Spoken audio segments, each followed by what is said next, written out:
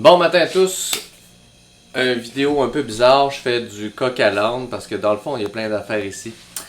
Je veux vous parler de pneus, puis en même temps, les gens vont me dire « Ok, tu t'es mis un gilet Vitre Expert, tu parles de pneus, t'es mis une petite pancarte Yokohama, puis t'as des tableaux de ta mère, je pense. » Oui, effectivement, c'est pour vous dire entre les lignes qu'on fait des pare-brises, puis que oui, j'ai une panoplie de, comme une galerie d'art, j'ai une panoplie de tableaux de ma mère qui sont ici, donc accessibles par l'accueil pour les gens qui veulent voir, c'est vraiment intéressant. D'ailleurs, j'en partage de temps en temps sur la page du garage, puis c'est vraiment génial. Il y a même des demandes spéciales qui peuvent se faire, donc là-dessus, vous pouvez me revenir, il n'y a pas de problème. Pour ce qui est des pare-brises, n'oubliez pas, là, c'est le printemps, donc ça se peut que ça casse plus que la normale, ne soyez pas surpris. On a la réparation gratuite à vie aussi avec Vitre Expert, il s'agit de nous en parler. Ça, c'est une chose. Puis aujourd'hui, ben, c'est le temps des pneus, donc je veux vous parler d'une chose particulière. C'est le fameux dessin de semelle qui, souvent, les gens vont vous parler de unidirectionnel ou symétrique ou asymétrique. Puis là, les gens, souvent, ça fait partie du speech de vente. Les gens font, voyons, ils me parlent de quoi? C'est quand même assez simple. Il y a le dessin a une structure ou excusez-moi l'anglicisme, un pattern. Donc, il y a une redondance dans le cramponnage. Il y a une façon d'aborder la route. Puis, d'un auto à l'autre, d'une structure, du modèle de pneu à l'autre et ce qu'on veut faire en tant qu'ingénieur qui a inventé le pneu, ça varie. Donc, il y a beaucoup de différences. Puis, c'est pas parce qu'une marque se lance dans quelque chose que c'est automatiquement toute la marque. La preuve ici sur la table, sans vouloir les pousser encore, Yokohama, j'ai 3 Yokohama ici. Ce qui est drôle, c'est que les 3, c'est 3 structures différentes. Ça veut dire que j'espère que j'ai pris le bon, par exemple. J'en ai un ici, dans le... En tout cas, lui, c'est plus subtil, je vais vous le montrer. Non, il est correct. C'est que j'ai un unidirectionnel, donc qui est quand même réversible. J'ai un symétrique et j'ai un asymétrique. Donc, dans le cas présent, c'est pour vous montrer un peu les petites variantes, mais pourquoi surtout. Dans certains cas, il peut y avoir une certaine utilité sur la route. Donc, je commence ici. C'est un pneu ici, je sais pas si vous regardez, là, on parle d'un pneu qui est tout ce qui est tout standard. Dans ce cas-là, c'est un pneu qui est réversible. Il n'est pas symétrique dans le sens qu'il n'est pas directionnel, excusez-moi. Il n'est pas directionnel, j'ai dit symétrique tantôt. Il n'est pas directionnel ou asymétrique. Ça veut dire que lui, il se met des deux côtés. Ça veut dire que si vous tranchez le pneu au centre, puis vous prenez les deux côtés, un côté de l'autre, c'est parfaitement le même demi-moule.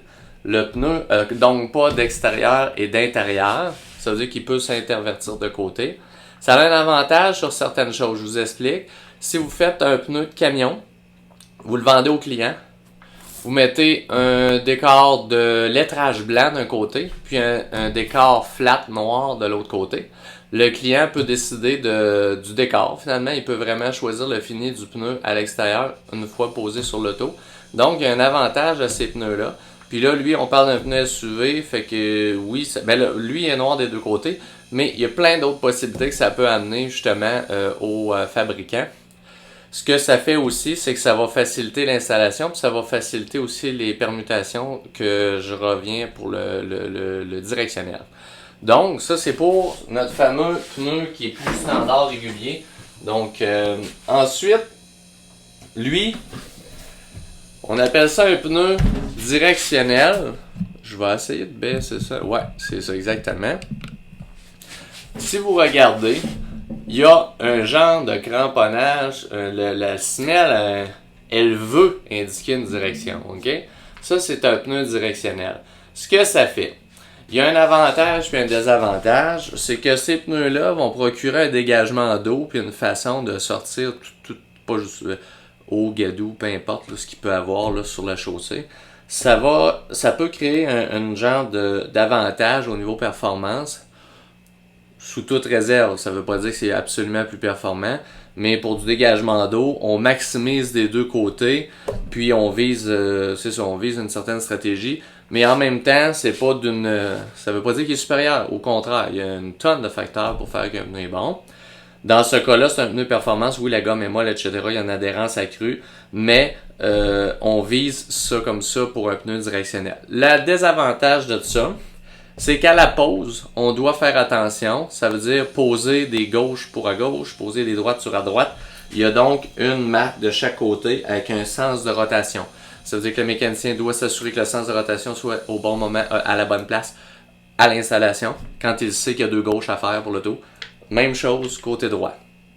Le gros désavantage dans ces cas-là, c'est que s'il fallait qu'on ait des permutations à faire, on est limité sur l'auto à garder le même côté. Pire encore, si vous avez, je sais pas moi, une Mercedes, une BM ou toute autre auto, avec deux largeurs de mailles différentes, en avant, en arrière, avec des gestions de pneus à grandeur variée, ben là, il n'y a plus de rotation possible. Fait que c'est ce que ça crée. Ça peut créer des choses comme ça. L'autre désavantage, puis là, ça va me faire un lien avec l'autre sorte de pneu, c'est que ce genre de pneus-là pourrait être problématique sur certaines voitures je parle d'usure intérieure, pneus larges, toutes sortes de choses. Mais là, je rentre dans le plus technique, puis je vais tomber sur l'autre dans quelques instants.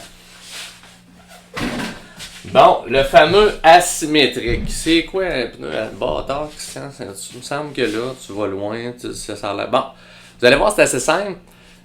Un pneu asymétrique, c'est que dans le fond, il n'y a pas de symétricité, c'est pas égal d'un bord à l'autre. C'est que si on le découpe en deux, c'est pas le même pneu. La bande centrale est décentrée. C'est un pneu qui est conçu pour des raisons particulières, puis il est de plus en plus important en tout cas, je le trouve de plus en plus. Il y en a plus sur le marché qu'avant. Puis la raison est quand même assez simple. Il y a deux avantages ce pneu-là. Il y a l'avantage que plus que le pneu est large, plus que ça travaille bien. Comme par hasard, toutes les autos sont de plus en plus larges sur route, sur le genre de pneus qu'on a sur la route. Tous les autos sont dessinés plus larges avec des pneus, comment je pourrais dire ça? Un petit auto de la lourdeur d'un Corolla aujourd'hui, dans le temps, c'est 195 mm de large, puis encore. J'ai déjà eu 185 les premières années de Corolla. Puis, aujourd'hui, toutes ces autos de cette lourdeur-là, comme, mettons, un mini SUV, qui est pas plus lourd, là, on est rendu en 215, donc 215 mm de large. Ça, c'est un exemple parmi tant d'autres, vous pouvez multiplier par 1000. Ce que ça fait, c'est que la façon que le pneu, l'empreinte au sol est différente qu'avant. Puis, parce qu'il faut toujours bien que l'auto roule bien. Donc, ça va même jusqu'à changer l'angle, le carrossage de l'auto est légèrement différent. Tout est recalculé. On revient au pneu. Quand tout est recalculé, ce que je veux vous dire, c'est que le pneu asymétrique est capable de digérer ce que l'auto avec un pneu large et un carrossage négatif, / beaucoup d'Européens, parce que ça fait longtemps que les autos européennes ont un peu ce principe-là, les suspensions, etc., la façon que c'est dessiné, etc. Mais c'est vraiment de plus en plus répandu. Ce qu'on a, c'est qu'avec un pneu comme ça tolère tout ce qu'on pourrait avoir comme désavantage, parce que là, n'oubliez pas, ça veut dire que quand vous roulez en ligne droite, vous avez beaucoup un intérieur de pneu qui est sollicité, parce que contrairement à ce que le monde pense, non, il ne travaille pas de façon complètement 100% plate et uniforme sur la route. Vous avez une partie qui est plus sollicitée. Puis, quand vous êtes en virage, c'est l'inverse. On se relaie l'ouvrage, puis c'est une autre partie. Fait que vous comprenez que c'est pour ça que le dessin est fait d'une façon à gérer un besoin qui n'est pas un besoin uniforme, mais un besoin, on pourrait dire peut-être 40, 60 ou l'inverse, c'est qu'ils savent qu'il y a une empreinte précise quand on roule sur la route en ligne droite et que quand on travaille avec la direction, on va chercher des besoins sur l'extérieur du pneu. Donc, ce pneu-là, lors de la pose, pas trop compliqué, il y a un outside, inside, donc intérieur-extérieur qui est gravé sur le côté. Il s'agit juste que la surface où ce qui est marqué outside soit du côté de la finition de votre jante en aluminium. Alors, on gonfle tout ça, on met ça sur l'auto, ça ne restreint pas vos mouvements pour ce qui est des permutations. Donc, ce pneu-là, de plus en plus populaire, celui-là comme les autres asymétriques, c'est que beaucoup plus de largeur dans les pneus d'aujourd'hui, beaucoup plus de carrossage négatif, beaucoup plus de besoins parce que ce pneu-là va mieux le tolérer, va mieux user, moins de fameux dentiers à l'intérieur, parce que souvent les clients se faisaient dire « Ah, ton char est mal aligné! » Oui, peut-être, mais le choix du pneu est excessivement important. Donc, c'est ça que je voulais vous dire aujourd'hui. N'hésitez pas à partager. De votre côté, ben, comme je vous dis, si vous avez d'autres questions concernant les pneus, faites-moi signe. On va faire des capsules sur chacun des points qui sont nécessaires au niveau du magasinage des pneus. N'oubliez pas, on pose des vitres. Puis, en même temps, on a une galerie d'art. Salut!